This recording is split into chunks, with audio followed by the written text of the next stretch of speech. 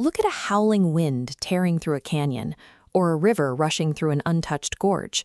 Does that water qualify as a natural resource? Nature provides these raw physical elements, but they exist entirely independent of us. They become resources only when we identify a specific use for them, transforming a part of the landscape into a functional tool. We grant the physical world the status of a resource based on human need. It is a classification we project onto nature rather than an inherent property of the earth itself. To reach this status, elements must pass three distinct filters: utility, accessibility, and value. Utility satisfies a human need. Accessibility relies on technology. Useful substances remain unutilized without the machinery to extract them. Finally, society must assign it economic, cultural, or social value. These criteria are dynamic. An ignored element can suddenly become a vital resource as human progress changes what we find useful or reachable. Consider the wind. For most of human history, it was simply moving air. It transitioned into a resource through invention, first with the sails of ships, and later with massive turbines that generate power. But potential utility fails without access. Deep beneath the ocean floor, vast reserves of crude oil remained part of the Earth's crust, entirely isolated from our reach. Complex offshore drilling platforms provided the engineering to bridge that gap. This technology allowed us to pull that trapped liquid into our energy systems. Technology acts as the vital link. Without a way to overcome physical barriers, the most substantial natural endowments remain unreachable and unutilized.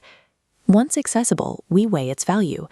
Economic value is found in the minerals and fossil fuels that power global industries and generate national income.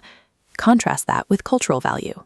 Landscapes like the River Ganga are identified as resources through spiritual identity and ancient traditions, regardless of their industrial potential. Social value covers the benefits for the community as a whole, like clean air, public parks, and healthy forests that sustain a population's well-being. Managing these resources often involves a conflict of priorities. We have to decide if a landscape's primary worth is material wealth, cultural heritage, or public health. Tracing these systems reveals a deep web of dependency. We rely on a constant loop of water evaporating, falling as rain, and flowing into the irrigation grids that sustain our food supply. Our settlements are physically anchored to these natural processes. Infrastructure like the Bakra Dam tethers our modern energy needs to the natural movement of water. These anchors change with our technology. Solar panels have converted previously ignored sunlight in arid deserts into a high-value energy asset.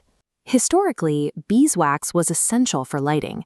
Today, while the bees remain, electricity has caused that material to lose its primary economic value. Modern civilization is a sprawling network of these connections, where human innovation determines which parts of nature become indispensable. Trace the objects around you back to their source: the plastic in your pen, the glass in your screen, or the water in your glass.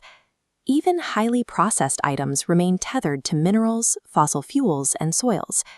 There is a direct physical connection between our living spaces and the raw land supporting them.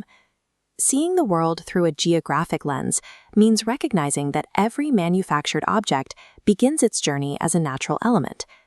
Consistently identifying the hidden natural dependencies in our products would change the way we view our own consumption. This awareness leads to stewardship. We must manage the rate of extraction for resources like groundwater, ensuring these natural systems can replenish themselves for the next generation. Recognizing these hidden rules of value serves as a prerequisite for a regenerative economy, one that operates in harmony with the physical limits of our environment.